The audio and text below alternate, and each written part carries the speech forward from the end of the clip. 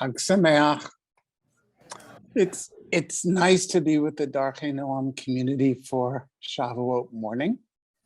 It's a special weekend in our family. I'd like to remind Rabbi Grimberg, I'm sure she knows, that 5 years ago on this date, right, on the 26th of May, we were celebrating Shabbat together in Seattle, the day before Rabbi Grimberg was to officiate at our son's wedding. And it's one of the most special Shabbats in our family's history, and that we're together 5 years later on the same day. What a treat. Yeah, I can't say that they're awake in Seattle at the moment, but just reminding you that that's a wonderful memory that we have. Anyway, so thanks to Rabbi Grimberg and to you folks for the invitation to share some thoughts about Torah and Shavuot. So let me start by saying those of us whose orientation to Jewish tradition is shaped by a Reconstructionist perspective, we're used to controversy. After all, Rabbi Mordecai Kaplan did have his 1945 Sabbath prayer book burned as part of a ritual excommunication carried out against him by a rogue band of Orthodox rabbis in New York City. Reconstructionists, however, do not have a copyright on controversy. Way back in 1963, 8 Jewish families and a renegade Reform rabbi created the first humanistic synagogue called the Birmingham Temple in Michigan. It's now known as the Congregation for Humanistic Judaism. The founding rabbi was Rabbi Sherwin Wine. He got tagged by Time magazine as the atheist rabbi. And among the innovations of his Birmingham synagogue was that the sanctuary had no ark. A Torah scroll was, however, kept in the temple's library, which raises an interesting question on this holiday morning especially. If you are a secular humanistic Jew and it's Pesach, you can reframe the story to focus on freedom and on oppression. And if it's Sukkot, you could shift the emphasis to the environment or discussions about gratitude. But if the holiday is Shavuot, celebrating the revelation and the reception of the Torah, but the Torah is down the hall in the library, well, let's say it's a bit of a challenge to get beyond the blintzes. So Reconstructionist congregations have retained the Ark, and we continue to consider the Torah scrolls to be sacred. But how do we understand the Torah and what makes it holy for us? In traditional liturgy, when the Torah scroll is raised at Hagbah, after the Torah reading is concluded, the congregation customarily chants, V'zot HaTorah, Asher Sam Moshe, Lifnei B'nei Yisrael al pi Adonai b'yad Moshe. And that means this is the Torah that Moses set before the Israelites by the command of Adonai through the agency of Moses. Not being a believer in the Mosaic origins of the Torah, Mordecai Kaplan replaced that verse in the 1945 Reconstructionist Sabbath prayer book with V'zot HaTorah Eitz Chaim Hi Lama Hazikim Ba V'tomchecha Me'ushar, which means this is the Torah, a tree of life to those who hold fast to it, and those who sustained it are enriched, which has its own problems, but that's a discussion for a different morning. So whichever verse gets chanted, these questions persist. Where did the Torah come from? What makes the Torah holy? How do we square the sanctity of the Torah with some of the more puzzling and even objectionable passages in the Torah?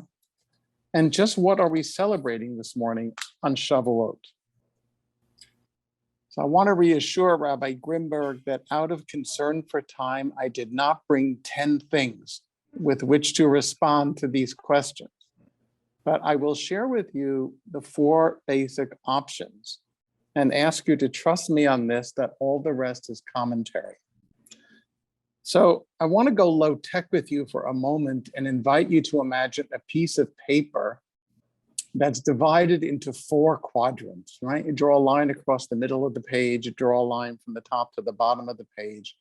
So you've got 4 boxes there, and I'm going to drop the 4 options into one of those boxes as we go along. So going in Hebrew from right to left, we're in the upper right corner. And here, the position about Torah sounds something like this. Some people conceive of revelation as God communicating in actual words. So the Torah is therefore the actual transcription through the mediation of Moses of God's real words as heard in real time at Mount Sinai. And from this point of view, the Torah is an authentic and therefore binding record of what God said to us. And this view is usually associated with Orthodox approaches to Judaism. Okay, so I want you to park in the upper right-hand corner. The Torah is an authentic and therefore binding record of what God actually said to us at Mount Sinai. Move 1 square to the left, and we get the second option. Some believe that the Torah contains actual words of revelation from God, but they are mixed in with other words that are the words of humans. So the bumper sticker for this viewpoint would be, the word of God is in the Torah, but the entire Torah is not the word of God. So in the upper left corner of your box now, you want to put in, from this point of view, the Torah includes God's words, but also a lot of material that comes from human hands. And this view is usually associated with the conservative movement's understanding of Judaism. We're going to move to the bottom left corner of our 4 options here. And the third choice sounds something like this. Some people believe that God divinely inspired certain individuals. They then translated that inspiration into the 5 books of Moses. The Torah is, on the one hand, a book like other books written by humans. But it is also a book unlike any other book because it's the result of divine inspiration. So from this point of view, the Torah is a collection of books written entirely by humans, but a special class of humans, those whom God somehow inspired in a unique way. And that's what goes in the bottom left corner. And that view is usually associated with Reform Judaism. So we have 1 box left to fill in, and I bet you can guess what's going to go there. This is the Reconstructionist option. Some conceive of revelation as the ongoing human attempt over many centuries and in different voices to catch a glimpse of God and to discover truths about life and about the world. The Torah is our people's earliest record of those attempts. It is not the revealed word of God, nor is it divinely inspired. It's a collection of books originating entirely from human hands and, more importantly, from human imagination. So when the Torah says God said, what we really mean is that our ancestors said that God said. That's really the most we can say. And they said it in the voice of what we today would call the J writers, who use the Yud He Vav He name for God. I'm sure this is familiar to most of you. And the E writers, who use the Elohim name for God. And the P and H writers, who give us that complex technical material in Leviticus and Numbers. And the D writers, whose words are found in the 5th book of the Torah, Deuteronomy.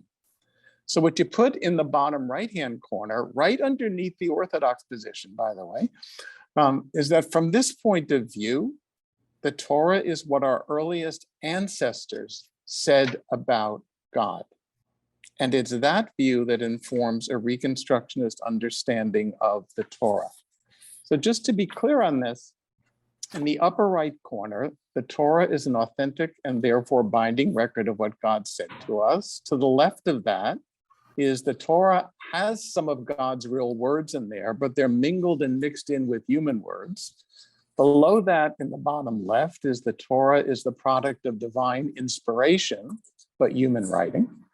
And to the right of that, just below the Orthodox position, is the Torah is what our earliest ancestors said about God.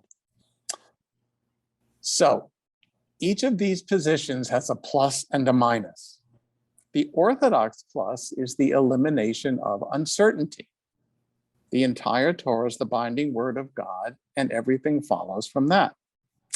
The minus in the Orthodox perspective is that it has to ignore, disregard, or dispute the overwhelming evidence accepted by academics for the past 2 centuries, namely that the Torah is a composite document from the hands of multiple writers assembled over many centuries, containing conflicting as well as sometimes ethically troubling and often historically dubious material. The plus of the conservative position that the word of God is in the Torah, but the whole Torah is not the word of God, is that it preserves the reality of God speaking to the ancient Israelites instead of dissolving that crucial Jewish concept into the language of myth or metaphor. The minus of this idea that the word of God is in the Torah, but the entire Torah is not the word of God, is guess who gets to decide which words are divine and which words are human? Well, that's now our chore. And in this kind of winnowing, inevitably, things like the 10 Commandments or the Shema, they emerge as God's real words, while most of Leviticus is relegated to ancient archaeology. For the third position of divine inspiration, there's also a plus, that while the Torah is a human book, we can accept academic scholarship, it's a unique human book, originating in some intangible way from God, and so it can remain the holy center out of which our tradition emerges and evolves. The minus here is that the concept of divine inspiration, which sounds pleasant, is slippery and elusive when investigated with any kind of precision. To put it differently, attributing the Torah to human hands writing under divine inspiration only begs the question of how such inspiration left behind so many troubling as well as confusing texts that perplex us. So this brings us to the fourth option, that the Torah, like the sacred books of all religions, is the product of multiple human voices in search of the meaning of the spiritual message they proclaim. If I can take a brief detour for a moment, our friends who display or act out or perform their spirituality in the Christian tradition inherit the same problem with the 4 Gospels. Which one is authentic, which one preserves the real words of Jesus, and so on. Okay, so it's not only an issue for us. Now, the plus to this bottom right-hand corner option that I would call the Reconstructionist option is that we do not have to struggle with the nagging question of how could the Torah say that? By which we always mean, how could God say that? Because behind that question, and we know the real question from a Reconstructionist perspective, is what was that particular writer's view of God and of humans and of the relationship between them? That's a much easier question to ask and to address than how could the Torah say that? So what can I tell you? As with any form of art, it's more productive to ask, what was the artist trying to convey? Rather than, for example, is this poem or this painting or this sculpture or this piece of music or this novel true? We don't ask those kinds of questions about art, and we shouldn't ask them about the Torah. There is a minus here as well, but I would call it a qualified minus, and one that the folks at Darchei Noam, because you're all here, you've learned to live with confidence and courage. And that is to accept the Torah as a collection of books reflecting different voices written over many centuries means we relinquish the Torah as a final source of authority, or as containing the revealed word of God directly or through inspiration. Put differently, many Jews and Christians see the Torah or the Bible as the immovable rock around which orbits everything else that's uncertain, imprecise, unchanging, and not stable. In the Reconstructionist option, the Torah and later Judaism, they emerge as equally uncertain, imprecise, and subject to change, as is anything else in our cultural or personal range of experience. That may be a little more challenging to live with, but I suggest it also yields a richer and more complex, I dare say more mature, and ultimately more meaningful way of engaging with the Torah. It's the ability not only to embrace gray instead of choosing black or white, it's to enjoy more than 613 shades of gray. I thought I could get away with that one with you. So asking whether the Torah is true is not a particularly productive question. It proceeds from an often unspoken assumption that the Torah ought to be read as one would read philosophy, seeking and arguing for truth. Or perhaps the Torah should have been read as ethics, telling us what is right and wrong. Or that the Torah is theology, telling us everything, or at least something, of what we should know about God.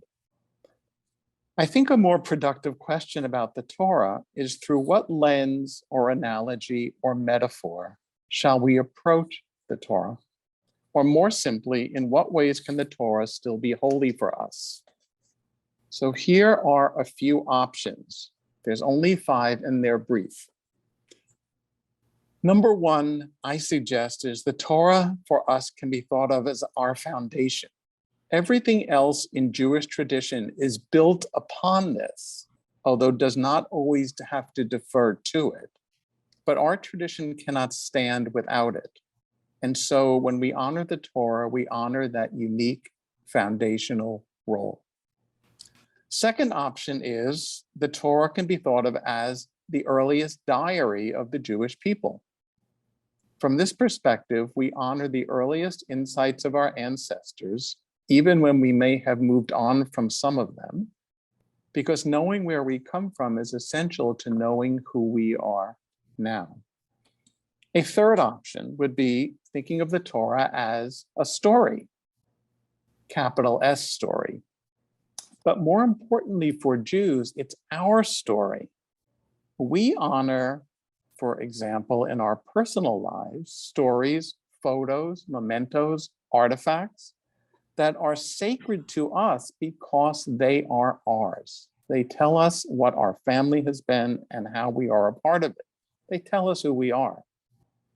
Other people have equally sacred, if different, stories. Just like in their family, they have equally sacred, if different, photos, mementos, and artifacts. A fourth option, we could read the Torah as poetry, by which I mean what Edward Hirsh, no relation to me, writes in his book, How to Read a Poem. He says that a poem invites us to listen and to change and to feel a living hand coming off of a page, and that to take up the offer of a poem is to engage a solitude that would be transformed, or a loneliness that would become holy, or a crying out that signals we are in the presence of the sacred. So if you think of the Torah as poetry, when we honor the Torah, we're honoring the invitation that the Torah offers to cultivate an awareness of being in the presence of the holy. And as a cousin to number 4, I would say we can think of the Torah as we think of art or creativity or other aesthetic experiences. So David Ebenbach writes in his nice little book called The Artist's Torah, which I recommend to you, Although we all have an experience of being at Sinai, no two of us have the same experience. What we do with that experience and how we act in its wake will vary as well. So here we put aside the idea that the point of the Torah is to lead us to conform. And we see that what makes the Torah holy is that it leads us to converse. It's the difference between the abstract question of what does the Torah say and the question that creates relationships, friendships, and even congregations. And that question is, tell me more about what the Torah says to you. And if you listen closely to the replies, it can often indeed be a revelation. Hag Sameach.